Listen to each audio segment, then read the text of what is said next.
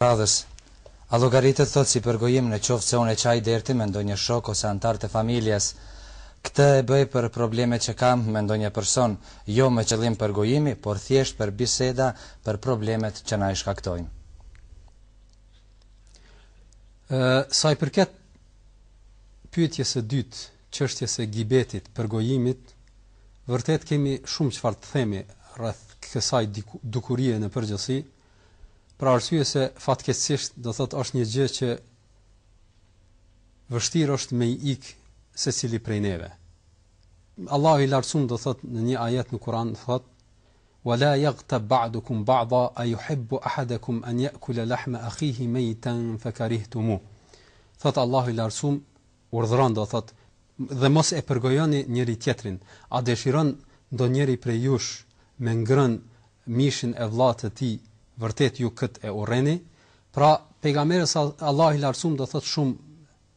mirë po e përshkruan apo do thot po na tërheq vërejtjen me këtë krahasim që detyrimisht secili prej neve kur i thuhet kjo është domosdoshmë diçka që tërhiqet. Kështu po e krahason do thot çështjen e përgojimit.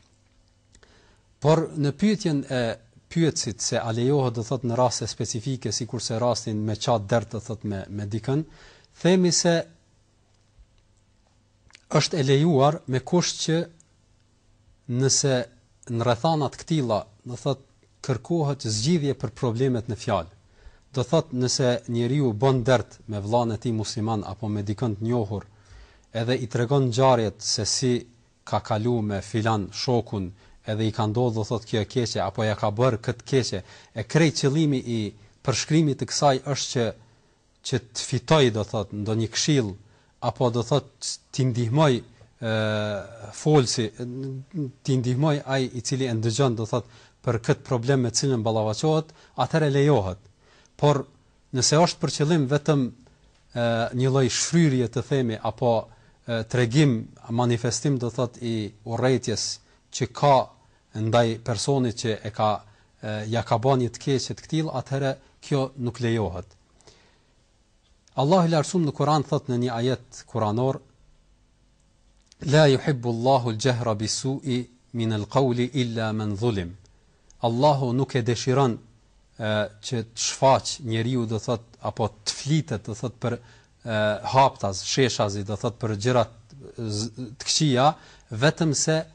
për atë që i është bë zullum, do thot atij i lejohet. Komentatorët e Kuranit kur flasin për këtë ajet, Mujahidi thot se këtu është për qëllim për persona të cilëve u është bën një e keqe, një zullum, edhe flasin para gjykatësit apo udhëheqësit apo atyre që kanë në dorë që të arrijnë do thot nëpërmjet kësaj bisede apo kësaj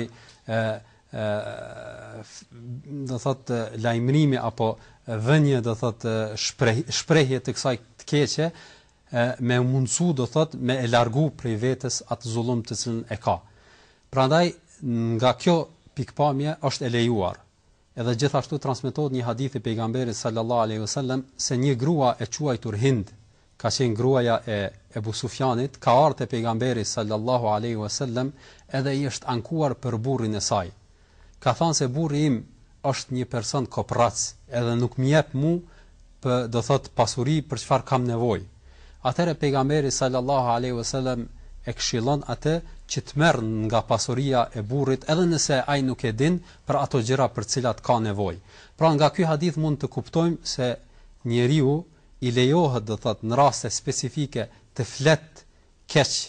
të them do thot kështu drejt për drejt për tjetrin, mirë po qëllimi mos jetë vetëm shfryrje, edhe tregim do thot i urrëties ndaj personit caktuar, por të jetë do thot formë me cilën do thot njeriu kërkon do thot zgjidhje apo dëshiron me ardh deri te zgjidhja e problemit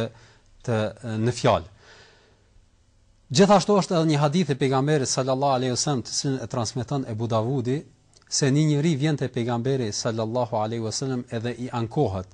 për fqiun se po e keq trajton. Atëherë pejgamberi,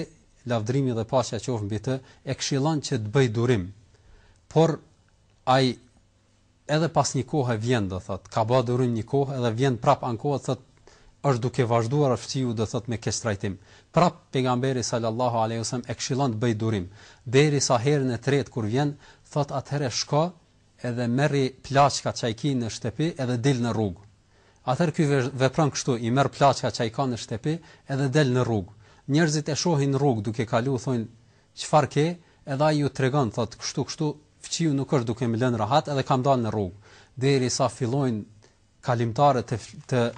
ta mallkojnë do thot këtë fëmijë që po sillet keq me këtë person, edhe detyrohet ky fëmijë që e keq trajtonte të vijë te ky edhe e lut, thot pash Allahin kthehu në shtëpinë tënde se prej sodit nuk do të keq trajtoj më. Dhe kështu do thot është ardhur deri te zgjedhja e problemit. Nëse natyra do thot themi do thot përgojimit ka këtë qëllim, do thot është për këtë qëllim, atëherë lejohet. Por se prap themi që duhet patur kujdes, edhe mos me qenë do thot mos me mia leju vetes se në çdo bisedë apo me çdo person do thot që njeriu t'i shfaq ato problemet e tij apo të keqen që ja ka bë filani e tjetri e kështu me radh, për arsye se kjo është formë do thot me të cilën shejtani mundohet që njeriu i cili pa marrë parasysh edhe nëse është besimtar i mirë edhe i përmbahet ligjeve të Allahut të lartësuar, do thot mundohet nëpërmjet kësaj do thot t'ia hap rrugën që të hyjë do thot në çështjen e përgojimit, që padyshim është njëri nga mëkatet e mëdha, me të cilën do thot do të ballafaqohet në ditën e gjykimit besimtari me shumë do thot mangësim do thot të atyre shpërblimeve dhe sevapeve që i ka fituar në ditën, domthonë gjatë jetës së kësaj bote.